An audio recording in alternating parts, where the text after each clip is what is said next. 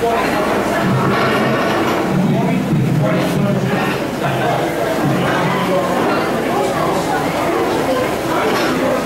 একটা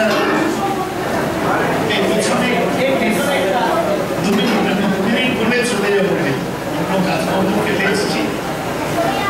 আজকে আমি বুঝতে পারছি যে এটা বক্তৃতা দেওয়ার অনুষ্ঠান নয়। এক হচ্ছে 2-4টে বাচ্চা চলে এসেছে, তারা তো কথা বলবে, আর সবাই খুব এক্সাইটেড ফেসবুক ফ্রেন্ডদের সাথে একসাথে হয়ে, তার ফলে নিজেদের অনেক কথা জমে আছে সেগুলো বলছি। এটা আমি যে কোনো ইউনিয়ন অনুষ্ঠান হয় সেখানে দেখি, সবাই বন্ধুদের সাথে দেখা হয়ে এত উত্তেজিত এবং আনন্দিত থাকে যে তারা কারোর কথা শোনে না।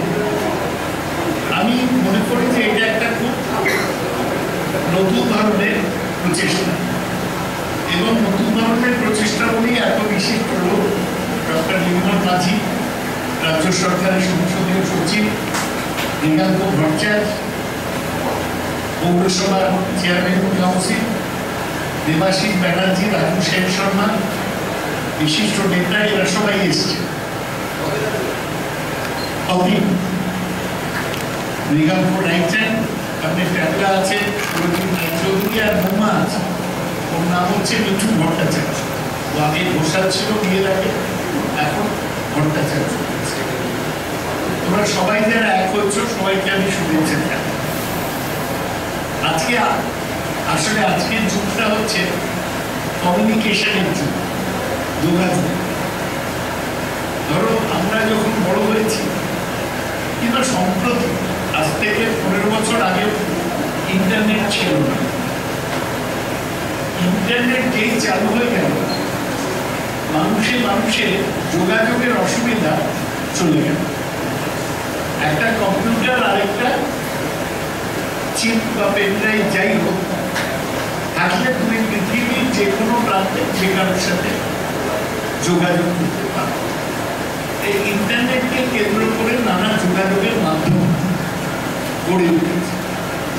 একটা নাম যেমন ফেসবুক, একটা নাম যেমন টুইটার, একটা নাম যেমন ব্লগ, এরকম আরো হচ্ছে এবং হবে। তারপর হোয়াটসঅ্যাপ হচ্ছে, আবার সার্চ ইঞ্জিন রয়েছে। সবচেয়ে জনপ্রিয় সার্চ ইঞ্জিন হচ্ছে গুগল, কিন্তু গুগল থেকে আবার আরো খবর জানতে চাইলে লোকে উইকিপিডিয়ায় যায়। সুতরাং এই যোগাযোগ এবং জ্ঞান সব লোকের হাতে পরিধির মধ্যে চলে এসেছে। এইখানে সবচেয়ে সফল সারা পৃথিবীতে হচ্ছে এই ফেসবুক। ফেসবুক আপনারা জানেন যে একটা কোম্পানি, এবং এদের যে মালিক মার্ক জুকারবার্গ, অত্যন্ত অল্প বয়সে সে বিলিয়নিয়ার হয়ে গেছে। আইডিয়াটা কি? আইডিয়াটা হচ্ছে আপনার একটা ফেসবুক অ্যাকাউন্ট খুলতে হবে। এইবার আপনার কতজন ফ্রেন্ড আপনার, সেটা আপনি রেজিস্টার করলেন। আপনার প্রথম একটা ফেসবুক অ্যাকাউন্ট থাকবে, এবং এবার আপনি আপনার বন্ধুদের রেজিস্টার, আপনার যা কথা আপনি বন্ধুদের জানাতে চান, এমনকি আপনার ছবি সেটা আপলোড করতে চান, আপনি করতে পারেন, এবং তাতে একটা যোগাযোগ করে। এটাকে বলে ভার্চুয়াল ওয়ার্ল্ড বা সাইবার ওয়ার্ল্ড, এবং এতে মানুষে যোগাযোগ বাড়ছে, এবং এই ইংরেজি নাম হচ্ছে social media. Facebook, Twitter, blog সব কিছু। এই সোশ্যাল মিডিয়া আমি এখনো জানি না এর প্রভাব কতটা। যোগাযোগের পক্ষে হ্যাঁ, পুরোনো বন্ধু বান্ধবদের সাথে যোগাযোগ, লোকে 40 বছর আগে যার সাথে পড়তো তার সাথে ফেসবুকে যোগাযোগ করে নিচ্ছে, ছবি তার চেহারা কিরম হয়েছে দেখে নিচ্ছে। কিন্তু আমায় অনেকে নির্বাচনের সময় বলে যে আপনি ফেসবুক করেন, আমি করি না। তার কারণ আমরা পুরো আমলে, আমি ছোটবেলায় কম্পিউটার করেছি, কিন্তু আজকাল বাচ্চারা যত কম্পিউটার ইউজ করে আমি করি না। আমি যেমন ভোটের সময় মনে করি এইসব কম্পিউটার আর SMS মেসেজ পাঠিয়ে ভোট পাওয়া যায়। আমার মনে হয় মানুষের কাছে যেতে হয়।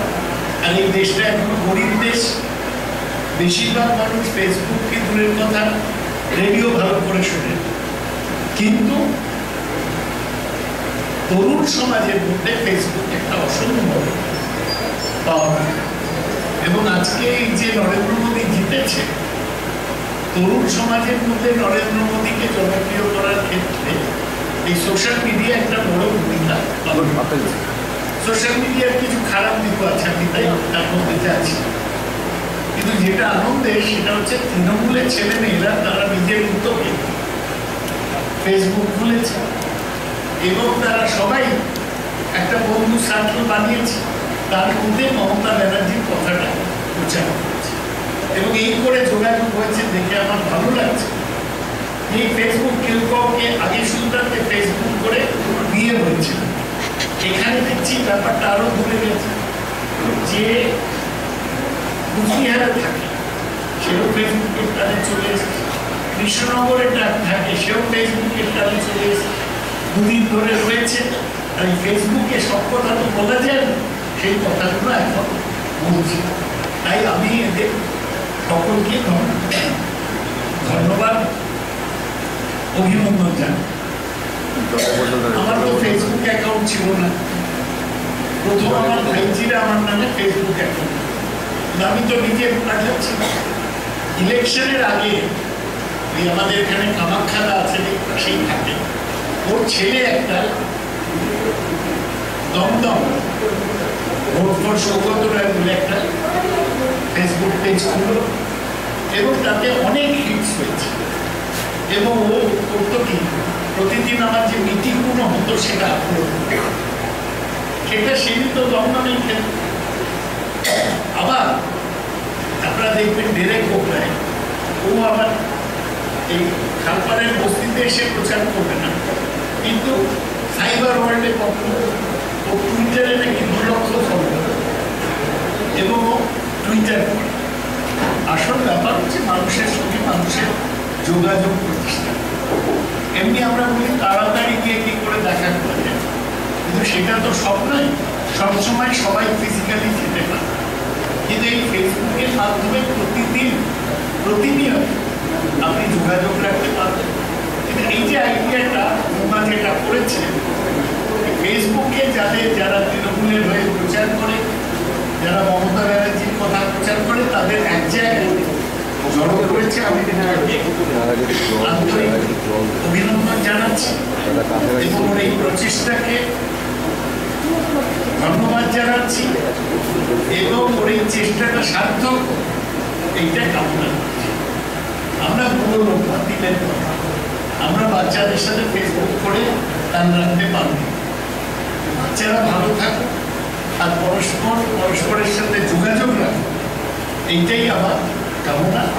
আমি আবার আজকের এই অনুষ্ঠানে সাফল্য কামনা করে তোমাকে আরেকবার ধন্যবাদ জানিয়ে আমার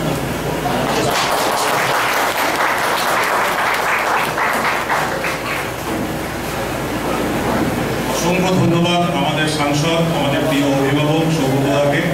আমরা যে কোনো ব্যাপারে সৌগতদার কোনো বক্তব্য এত মন দিয়ে শুনি, কারণ যে কোনো বিষয়ে ওনার যে বাধ্যতা, এটা আমাদের নতুন প্রজন্মের কাছে অনেক। তো এটা আমাদের আগামী দিনে চলার পথে আরো এগিয়ে নিয়ে যাবে। আমি সৌগতদা বলার শেষে ধন্যবাদ জ্ঞাপন করে আমি আরেকটা কথা শুধু এখানে আপনাদের সকলের সামনে ঘোষণা করছি, সেটা হচ্ছে আজকে এই অনুষ্ঠানটা মূলত মিঠু ভট্টাচার্য, অর্থাৎ মা বলে যাকে ডাকছিলেন সৌগতদা, মিঠু ভট্টাচার্যই অর্গানাইজ করেছে এবং আজকে একটা ওর জীবনের বিশেষ দিন, সেটা হচ্ছে আজকে ওর জন্মদিন। ও বলতে না ছিল, কিন্তু আমি বলেই দিলাম বিশেষ করে মানে সৌগতদার থেকে একটু আশীর্বাদ নেওয়ার ব্যাপার আছে। আমি মিঠু ভট্টাচার্যকে আরেকবার ডাকবো মঞ্চে, যে সৌগতদা এবং তৃণমূল মাঝি এদের আশীর্বাদ নেওয়ার জন্য, কারণ সৌগতদা ব্যস্ত মানুষ চলে যাবেন।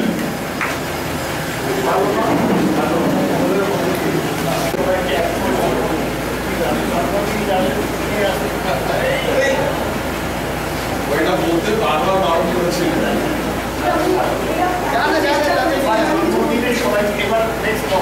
আচ্ছা, একটু আমাদের যে সংগঠন মানে আজকে যে করেছে ব্যবস্থাটা, আমি মিঠুকে কিছু বলার জন্য বলছি।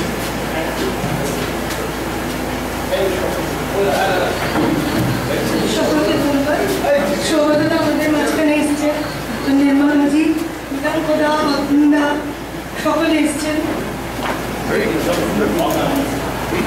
দেবাশিস দা, রাজুদা, সকলেই খুব খুব কাছের, মানে হয়তো অনেকেই আমার খুব ক্লোজ নয় বা খুব কাছের, একসাথে আমরা যাই না বা একই জায়গায় একই ওয়ার্ডের না, কিন্তু তবুও এরা এতটাই কাছের, যেহেতু দিদি আমার খুব কাছের, আমি দিদিকে প্রাণ দিয়ে ভালোবাসি, তাই এরা আমার খুব কাছে।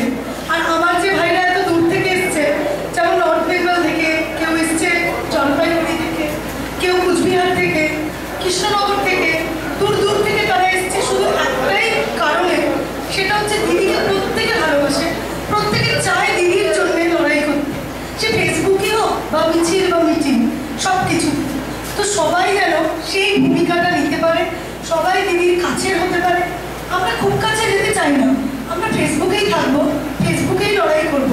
কিন্তু ওই পাড়ার একটা প্রোগ্রামে যখন ওই ভাইটা ঢুকতে যাচ্ছে, তখন থেকে বাধা দিচ্ছে, চাপে ঢুকতে পারবেন না। কিন্তু এই ভাইটাই লড়াই করেছে, প্রচুর লড়াই করেছে ফেসবুকে, প্রচুর বিপ্লব করেছে, কিন্তু এই ভাইটাকে কেউ ঢুকতে দিচ্ছে না। আমি চাই দিদি আমাদের এমন একটা জায়গায় করুক যে এই ভাইরা অন্তত সেখানে পৌঁছানোর জন্য একটা কার্ড বা মানে ঢোকার জন্য কোনো প্রবেশপত্র, যেটা কার্ড মতো থাকবে, সেটা নিয়েও ঢুকতে পারবে। শুধু এটুকুই চাই, আর আমার কোনো উদ্দেশ্য নেই।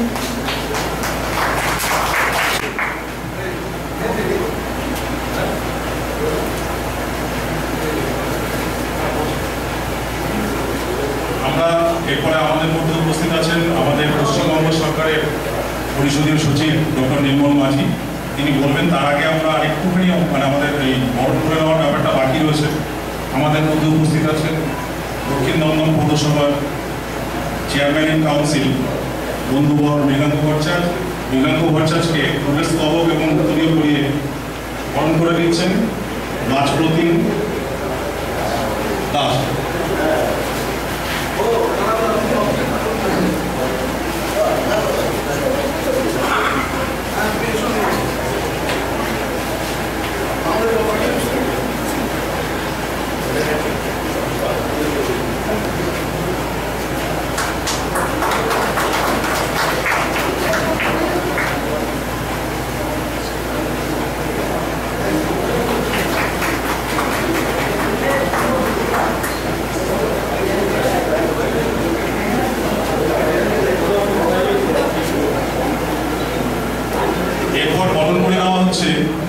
আমাদের উত্তর চব্বিশ পরগনা জেলা তৃণমূল যুব কংগ্রেসের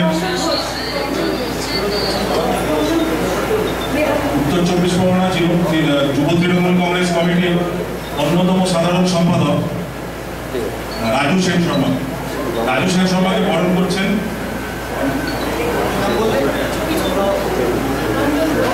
রঞ্জন ঘোষ।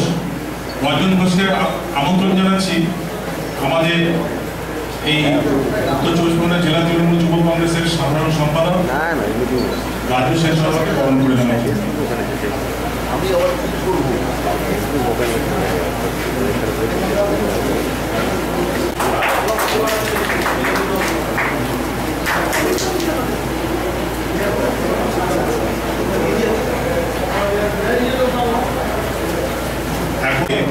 অতীন রায়কে বরণ করার জন্য আমি মঞ্চে ডাকছি অতীন ভট্টাচার্যকে।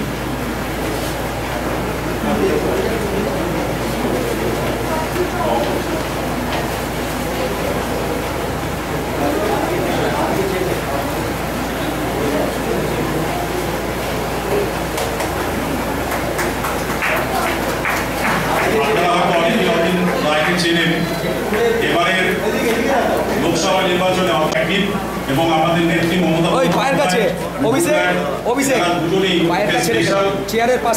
ছিল যে এত পরিশ্রম করেছিল। এবার যদিও আমরা কোনো আসন পাইনি, কিন্তু আমরা ভীষণভাবে লড়াই করেছিলাম। সেই লড়াইয়ে একজন বিশিষ্ট সেনাপতি ভূমিকা পালন করেছিলেন এই অতীন রায়। যাই হোক, আপনারা সকলে এসেছেন। আমরা এই বৃষ্টির মতো আপনাদের সকলের এই উপস্থিতি দেখে আমরা যার পরনাই খুশি।